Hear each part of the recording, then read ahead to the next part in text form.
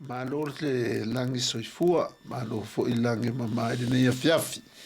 Te fatalo fatu, te upa ia mo te manu, me le nei afiafi fatalo fa pito atu foi, au fai ngaluenga te tofi le tua mo to fatua, ia le ngata foi lea, ia o le Grace Recipients Community Church, to ina le tua mal ti atono malato fatua, ia me se foi le pa ia lasi o le ekalesia foi le tai ua matou le faatasi nei sa lo i luga pea faiga malaga ia aga leili atua puipui ala tatou feloa ia i se taimi vave po se taimi o i luma ia e foi pea le viiga ia te ia faatalofa atu foʻi ua ma e masani ma ua mai lenei faasalalauga lenei afiafi ia ua lava le faalau tele pea ma tatou fetufāai tatou talatalonoa le matagofie o le fioga a le tua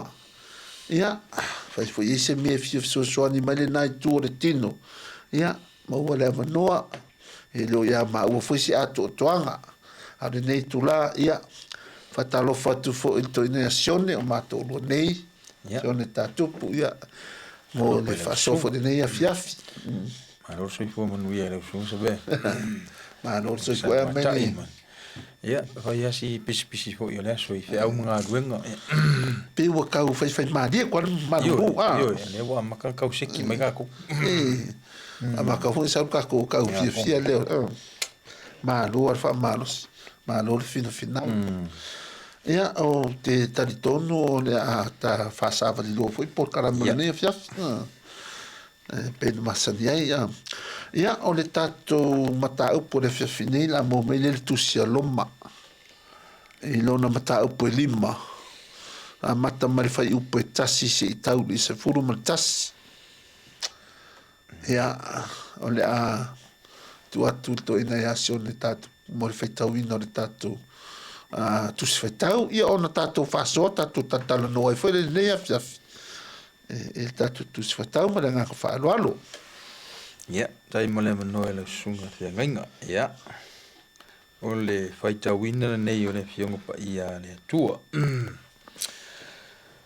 ole utala le tusi ole alofa tu no na tu poi le ola o atamu ole fa tu so Yesu ole nei o ta wa meti nei nei tatou il fa tu tua ole o tatou le ai ma le tua ona o lo tatou wali o Yesu Keriso. O ia fo i wa tatou maua mai ai le taʻitaʻiga i le nei alofa tunoa. Tatou te iai i le faatuatua.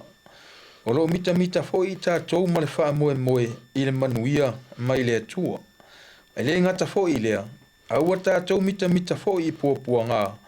Ina ua tatou iloa o le puapuagā e tupu ai le onsaʻi. O le onsaʻi e tupu ai le mautinoa. O le mautinoa e tupu ai le faamoemoe. Le faamoemoe foʻi e lē māai. Auā ua faamalingi mai le alofa o le atua i o tatou loto e le agaga paia ua foaʻina mai iā te i tatou. Auā na maliu keriso i ona po e tatau ai ina o vaivai pea i tatou o le sui o ia o e faalemataʻi. Auā e toe ina le mawhai o na oti o se tasi e sui ai, le ua mi o tonu. A o le ua anga le lei, a tonu pe wha ama losi se tasi o na oti e sui ai o ia. A ua whaari tino mai e le atua lona lama lofa e a te i tātou. Ina ua maliu ke riso masui o i tātou, a o tātou wanga salapea. O le nei, o ta ua mi a tonu ina nei tātou i lona toto. E le whaola ina ea i tātou e ia ai le toa sai sea. A wā a whai ua le lei tātou ma le atua i le maliu o lo nalo. Ina o whai i tātou mona fili. E matua whaola ina lava i tātou i lona soifua. O i tātou ua le lei maia. A e le ngata i lea. A ua tātou mita fo i le atua. Ona o lo tātou wali o Yesu Keriso. O ia ua tātou maua mai ai. Le nei le lenga. Malo no sunga to ina mo le fetau ina fo tu fetau le nei fiafi Ia, e le se mea ke le o nga i e le kusi le a Paulo. I le vai ngā le a lima le ka ke ngi le wa. Pe o le vai ngā whāma le vai ngā lima le e karakara ngoa mai Paulo le mea le ka o le ta ua mi o tonuina. Pe o le vai ngā longa whāla e karakara ngoa mai Paulo se mea lofa. Mai le tua. Le whai mai e ia pel amo e le o ngā luenga. Le whātua tua a pel amo. Le ana ta'ua mi o tonuina. Longa la le se mi o kongoa pe a mo ta'ua mi o tonuina. O le whātua tua. Whātua tua. Kai pe o mea ia combination le ki kau ki kilo kwenu. Whakuakua o ta'ua mi o tonuina. Ta'ua mi o tonuina ono lo whātua tua. Ia pe ida ue sa ua. Le mea kasi. Ia ai. Pa wasio po fo ele kai mi fo ngale pe fo dinga mai e fa pelo le fa ko na fai oe ya nga kau o lo fa ko ne ya pe inga si lai ki kuranga ya yo se kai mi ka ko ko ya ai ole kusi a Paulo lo kusi ngia a ko ki kilo il fai upulus fulurima e fai ka melu sulimo le o vai maka upufa dono fai upulurima fai upufa ta na tuina mai o ia ona awata to sala ma toe fa tuina mai ina ia ta'ua mea tonu ina ai i tātou. Ma ngai e yor ki dianga le mea. Na tuu ina mai o rea, me mo mua ne. Tuu ina mai o ia. O ia o tātou a tātou ang sala. O lana e ki kilo il fai upule i le halo le. Ne tua. A Yesu. Yesu. Le ananga mai noa maliu. Ya. Le ala e le koiku. Koiku la le sa uaile ta'ua mea tonuina. Ya. Longa e akangia mai anga le maliu koe ku. E le a koa le karalek. E le iese ta'ua mi o tonuina. Pa whapea e sau ngaka i ngā maliu. A les koe ku. Ia o whare kongfu e la kako i. A pe o leu a kikida kunga i mea ia fo. Mai o tuina mai o ia ona o tātou anga sala. Ma toi Fa'atuina mai ia ta'ua mi o tonuina. Ia wha mai rore, ia mera nga o mai roi laro le vahenga reka koe. O le upunga mai o le nei. Kusa o se mea o lai wha au wau le kala Paulo.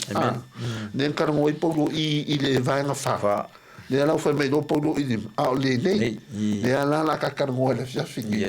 O mea sa maua la i wa pe o le wha au kala ka karango anga o le wha moe moe. Mari manguia. So kuranga nga ye. Ya le ana mai mangingo mai le makanga ni. Le fai mai o ta'ua me tonina tātou i le whātuatua. O lea o tātou le leia i o pe o le mea mua muaranga. Kako whakuakua o kako le leia i mone tua. Ya. Ona o ye. O le tātou wali. O Yesu. Yesu. Pe ole wa sa fai ka ko ma fili le fa makala i de vesten sa fai ka ko ma fili o le tua ai se anga fo ka ko ka kansa ya e PCI o ta wa mi tonuina tato ono le tato fa tua ya fa solo male ina lo fo i de fa nga longa lua ya ngau fa pe o to ye ile ala tātou la. Yes. Ngai tātou la. We have access. Yes. Now we have a gateway. O ke makakua ngi me o gateway a u whainga venga so. O ngi nga su ese gateway mo ke o e server ke me o whaunga me. We have to find a number mo ke get through the server ia furu no masingi le si workstation nga server in meka network. O ki kira ko ai mo le access fo nga le pe fa fenga ka ko o aku i le tua. Ya o ma ngai le o pula ta wa mi o tonuina. O mo le maliu o ngala o le maliu o Yesu. O ta wa mi o tonuina i tato. Ole mau ole on tanto wa no. Man tuol te mina mali o Yesu fa mina sa lua i nei le i te tonu le man. No minga o ta o mai ai o tanga tātou i le mea sila pa ia sale tātou le o iai. Ia. Ia, whātasi e ma le ta ua mea tonuina lo i tātou. In waenga lea. Ia pe o le mea ngā sili ka ua i whai pulonga lua. Yes, yeah. O le maua leo. Excuse me, o le maua leo skako. Accessible, o le sota inga ma le atua. Inga ma le atua. O no minga tala no i le lenga. Ia, le lenga. Le whaasau an piko muni ai nano. Ia. Mo mai ai le nei le lenga. Au vai na le whapalangi o le lenga le heo mea le reconciliation. Ia. Le lenga. Reconcile men to God. Ia, wa la aso, ia pe ango whea.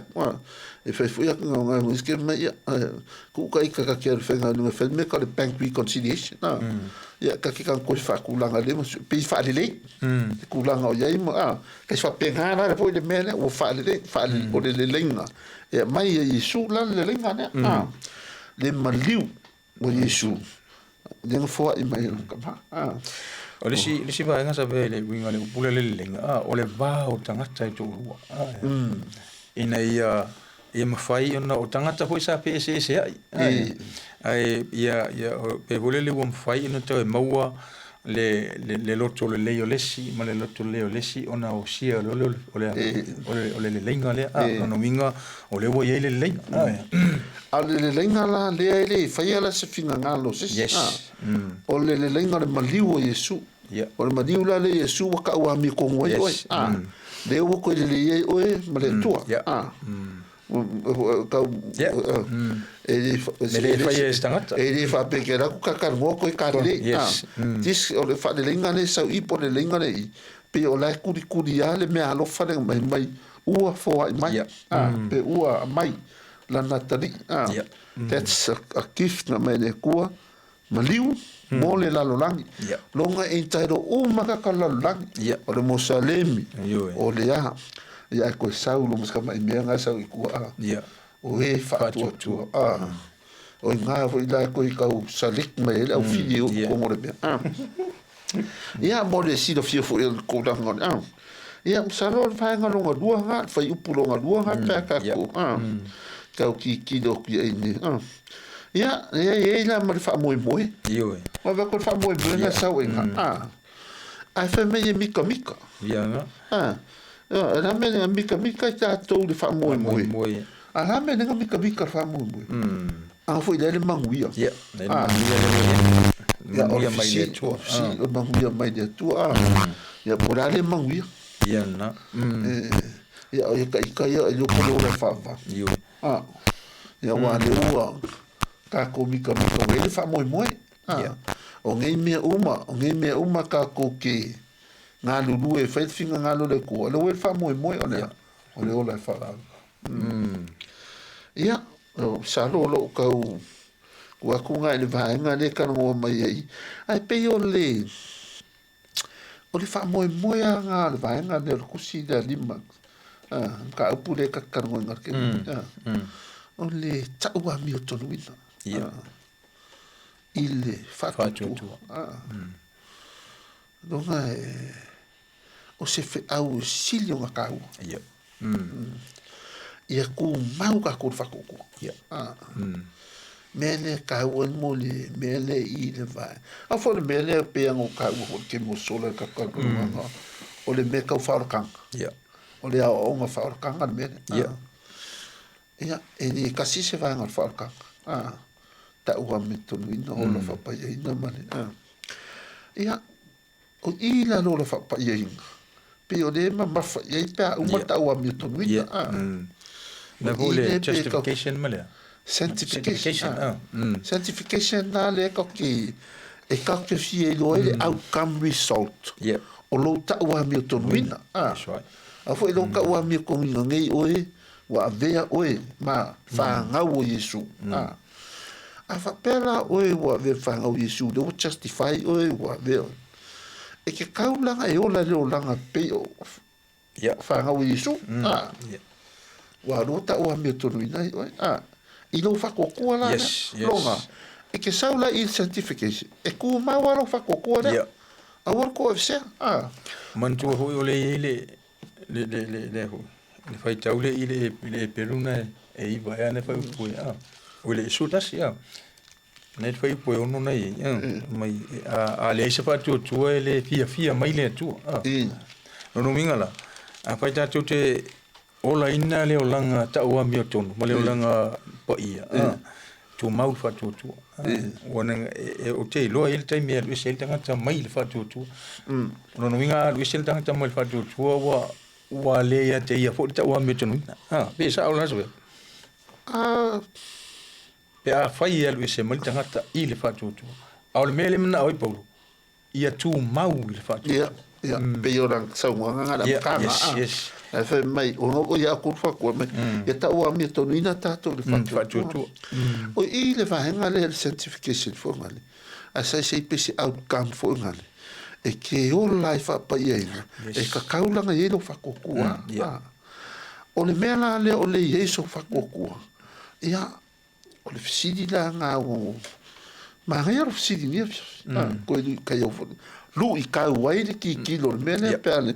Anga fa mai ka ngoi ku maulu fa kokua ke o le o la fa va. Ia pese i pe ngo ferko. It is the gift from God. Yes. Fakukufo. Ja. Oké, die nona, waar de familie die lost service. Alleen la so fakuku. Ja. Nog een voeding aan mij. Ik moet er fakuku op. Het is meer mij die niet. Ja, but anyway, je maar even zien. Kot die dus voor iemand lang van dingen. Ja, arkulang nga ka kau ngai ka kisya. Ja. O moment justify sau inga lue ku mau lo fa ko ya fia mai de li ma ya ka wa mi ko ngai pe ngai ya o le le fa ya pe ya ku ranga ile fa muy ya ile manguia ka ko manguia o le manguia o ye ka ko manguia ya pe se si me o e ka le yo foi puna to ele ngata fo ile wata to mita fo I puanga ina wata to ilo ole puanga tu poel on sai ole puanga na sa ole mita na sa ile tu sipala ngi ole rejoice no minga ya pe ya ho ona mali fo ile falo longo fo ile la ngwele so sa e puanga ai mita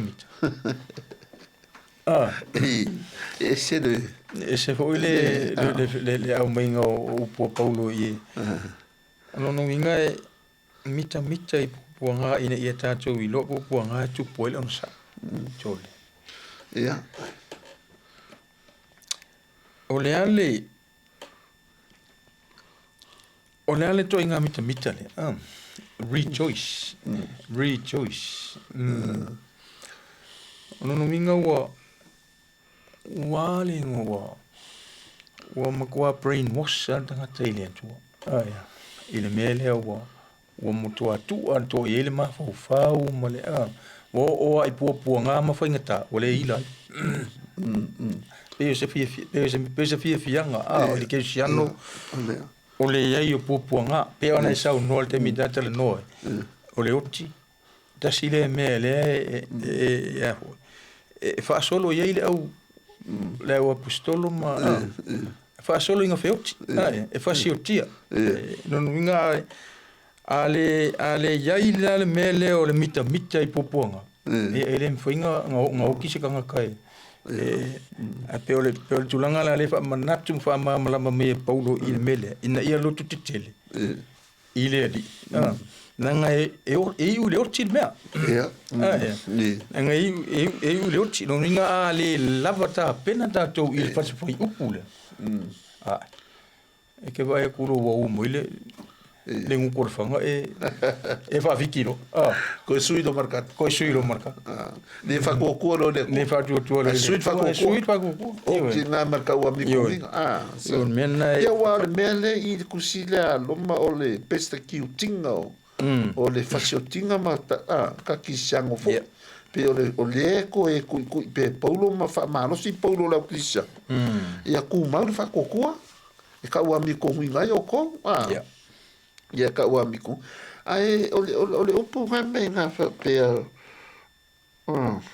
o lo mita fo i tātou ma le wha moe le manuia mai e le ngata fo i lea ua tātou mita fo i le puapua ngā ina ua tātou i loa o le puapua ngā e tupu ai le o sa ku se e ka kaunga e loa a kupu puapua ngā o la mea ngā kaunga i loa Kaunga ma ia loa o le puapua ngā e tupu ai le o sa e tupu ai le o sa ia e loa o le puapua ngā e kupu ai le o sa ia kai pe fōringa la o le vicho i poro sa wanga o le vicho i ruanga la o e fia po le alme kupu i ke o sa o ke loa lo wha moi o lo sa i lea e ke loa lo wha moi wai umarona o sa i so man mau ki ngoa o na ngā mea mau ki ngoa wa e noa e lo wha moi ia sau lo man wha moi muti o le wha moi la le wha mai o le manguia mai le kua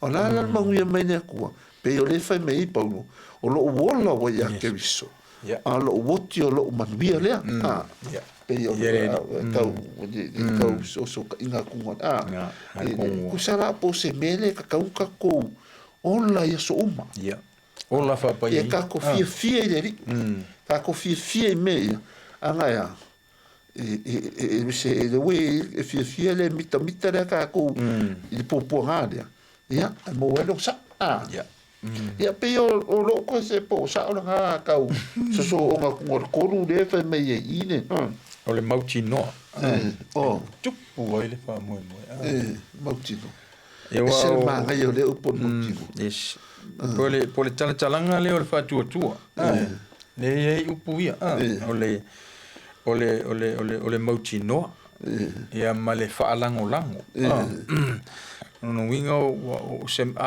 mea wa e wha lango e wa e mauti noa o le wha matala ina le o le ngai o inga le wha tua le sau le peruna sumata svai mua na wha matala mai e le wha tua o le wha lango i mea o wha moe o le mauti noa o mea e le o paia ia ese mai lo pura moki ngofo ne moki ngo wa eu foi de kusia Oi foi le kusia mo Joshua vedi kau Joshua o mo feile ku uma ba e kau mo ki ngo e malo kau mau ki ngo pe ko nga mau ki ngo ne e fa moi o ngona o le manguia mai dele ia ka ma so nga inicio fai upunga ele lima o le fa moe fo i ele mai ia kasi la le mea o bai nga i o ngaka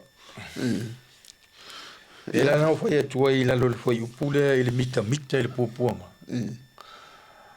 o se mea matua e te tau una matua i loa le leile me le soifuanga o tangata aisea nanga o le wha moe fo i e ke mai o i ele mai le sau ele mai al mea sao e ke lea kai mai le kala leile ai pe ane fa me suo wa o tele ma i le tala le leile wa pe le sima ku se mai me kasi so me awa o tele ma i le tala le le ia ke viso awa o le mana lava le o le atua e o lai i la tu uma o e fa tua ia sa e ka ngia na venga e ka ngia oi e fa ia pe a Yesu e ka ko va ko le ke mi kala e me penga ia ma ko ia lo ke mi o ka mi mala farsai o ka ngi farsai ka popoko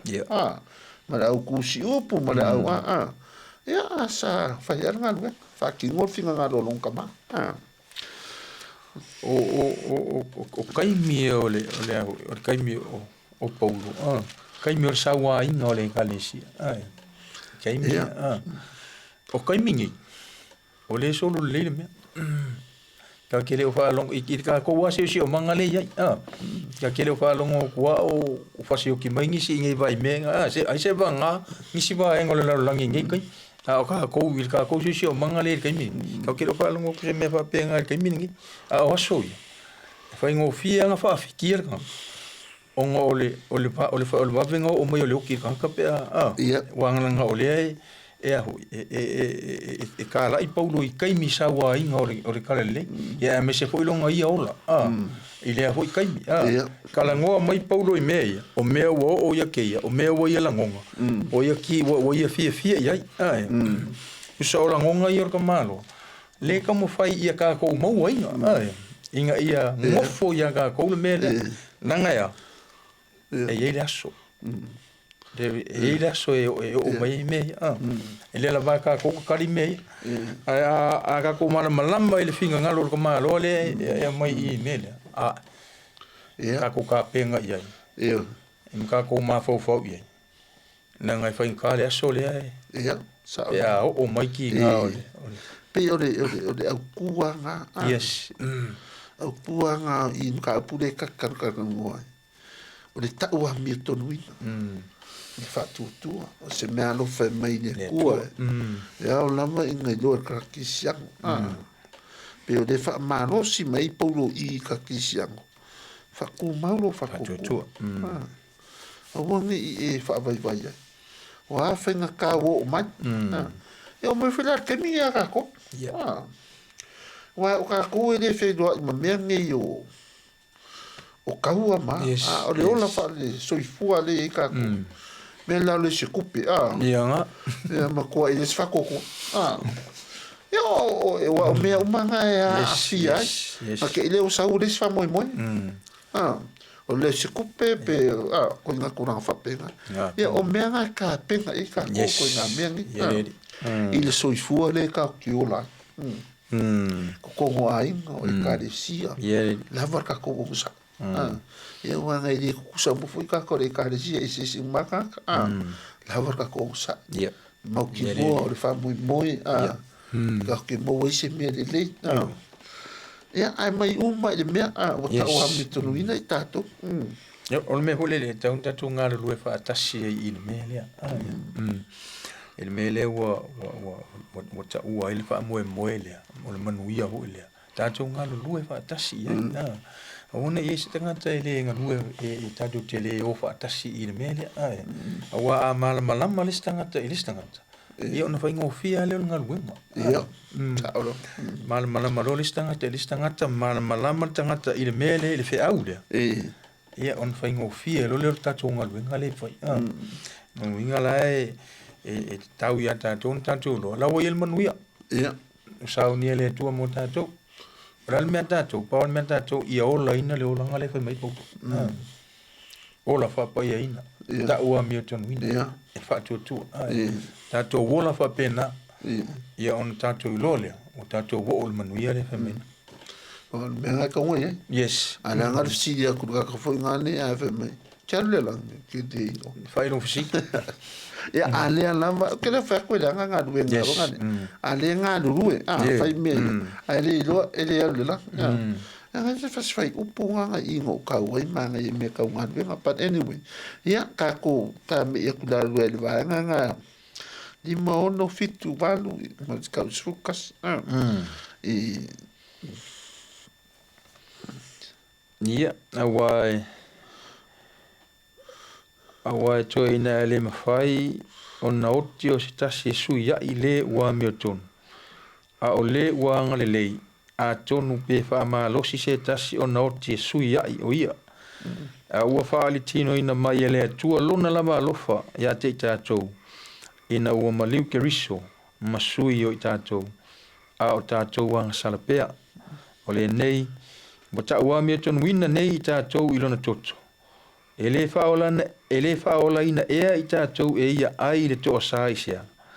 Awa a fai wale le i tātou male atua i le maliu o lonalo, ina o fai tātou mona fili, e matua fa ola ina lava i tātou i lona soifua, o i tātou wale lei maia.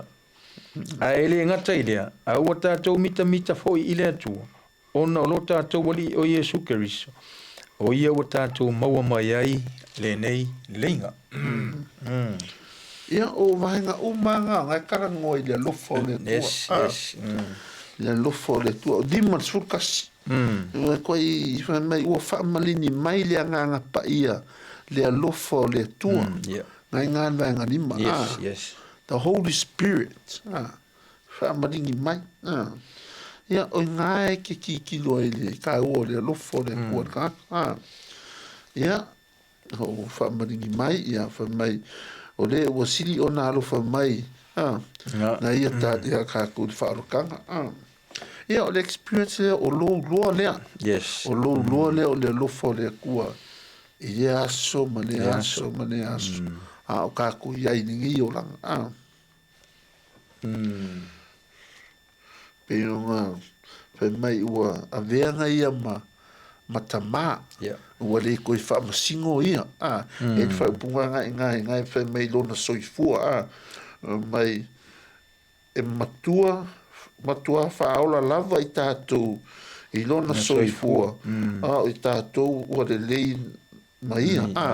Ma kua whainga whaika kou mawhiri. Yes. Sa whaamasingo lan koe ngai kako. Ia ke mingi. O longa soifua kako. O kau kako o kama. O le wō. Yes. O le wō. O le koe yaise. Ia ngai ali mai lea lo fōleri. Pea o whea kone di marsukas. O lo karkara ngoa mai ei a paulo.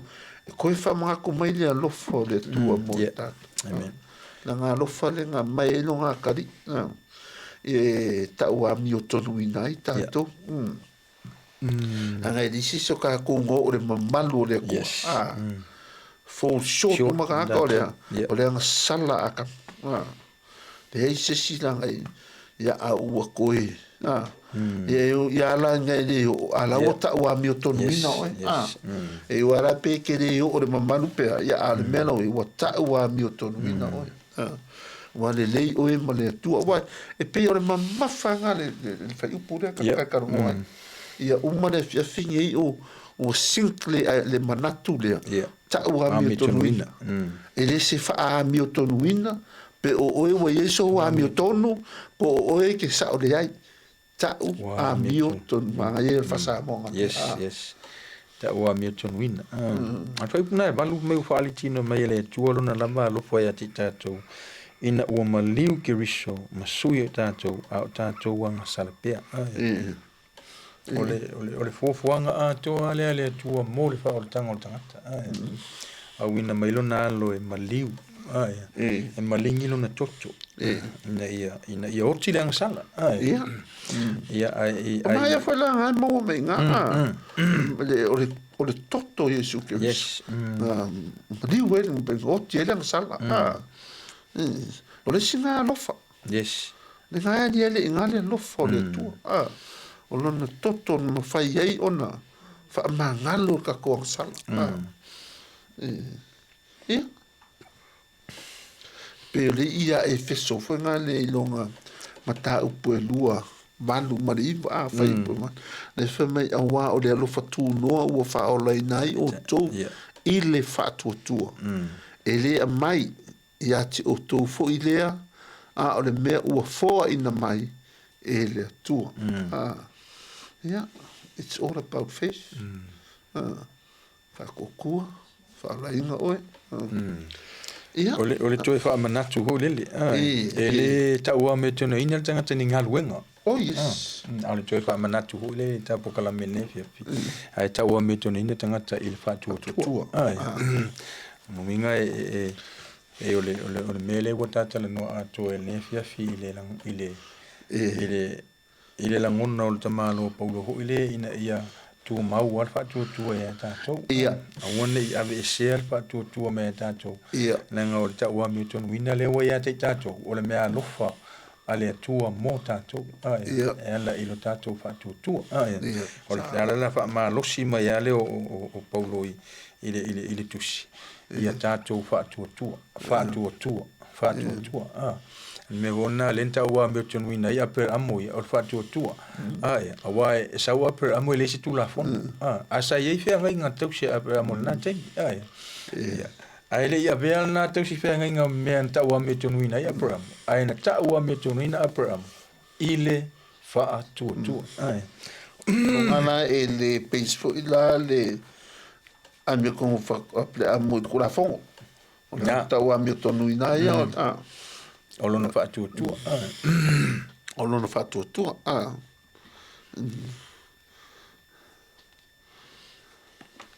Ia, msalo o le tūlanganga o le nei a fiafi. O le sininganga tāua ia umai fore a fiafi neu o mautino le lei. Le fiau ia po la fo le mele e wani mai le tusitala. Tusi mai ai le taupu le alima. Ia le autu ma le wha moe moe. La e kusi mai. Ia pe o kulanga nga. O le tau ami tonu i le whatutua. Ia kako mawela ia o e le wha moe moe mo kako o le manuia mai le tua. Ia pe e se si vaenga le leo ke ua misi ka ki kilo ka upu fo i po ka kusi fai kaungia fiafi wa a fai a uma vaenga uma ka. Ia e le sisi mea. O le fai puna mua o le tau mua sumo le ono le ai pe fa au tu yen ta upu a tu fa manatu ho i le nei fiafi fo i le tapu kalame a wona i mata to ta la i finga lo le a wona i mata to ile tala le ya Yesu Kristo a ia ta to oli mata to fia o ta la i mafai le fina ngalo le tu o se fa manatu na ina ne fiafi fo i le au Cristiano mata to o fa tu no fo ai fa tu fa ngalo wenga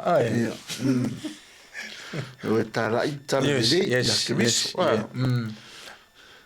wa o le mana lava le o le tua e o la ile ai la to o e fa tu ya Paga foi nga fa mai i kusile o kusiloma pe o la fa manga kuai e fa nga kana nga nga ai o me ka nga fa ai me se ka ko ngi ki sia yes jere ki sia ngo nga fa vai ai e o ta la le ma mori mo watu ya Yesu ta to faola ia Ngo ia pe leo wa ia kulava wa mo uma ya datu e se mea ko e ia o ato ane na e masutasi e fa marusia e always say e concluta ia conclusions tele o meu il y a lofo le tua pai fo o sa wa o mai le lima su kasi ko fa mangako mai le lo fa tu no le na lo tu mo le o longa koko ka felia sala long liu yo ping sa ngo so fu mai ya halo ole me sili na matango fie la ai o tatou sa fai mafili o i tatou sa fai mafili o le tu ai o fai Yesu le lenga me la le fa me fa kuna sumatas ai le ngata ile o tatou mita fo i le tu ona o lo tatou li o Yesu Kristo o ia o tatou mau mai ile nei le lenga ai lo le me sili le na ta o ile fina ngalo le tu o le mafai ona to e mau o so tanga ia ali tangata le lenga fai na mau le lenga le o tilang sala wa mangaloina lang sala tangata ia o le le tangata male tu o fu ki ka ke ilo fai ka o ku ma fas fai upu na fai ta to ma fili mai ina o fai ta to mo na fili ya ma ko fu o me sa ngo me o pore yes o sa ngo o ko ke fu sa fai ka ko ma fili ya a leo ka o me ku ka de lo fore yes o ma liu mo ka ko man tu ho ina o pa u lo le ko tangata o ina la na ba e lo fonga ba wa nga sala tangata o le o toi o le o toi ta ua le tu tangata e a o le o toi ta ua le tu tangata ua val fonga va al mele a le la pe foringa mai e fas fai upu le ua fai ta tou mona fili ngo vinha ua fai tangata ma fili o le tu ona o le o sta i o tangata le o atam ne se vi a ya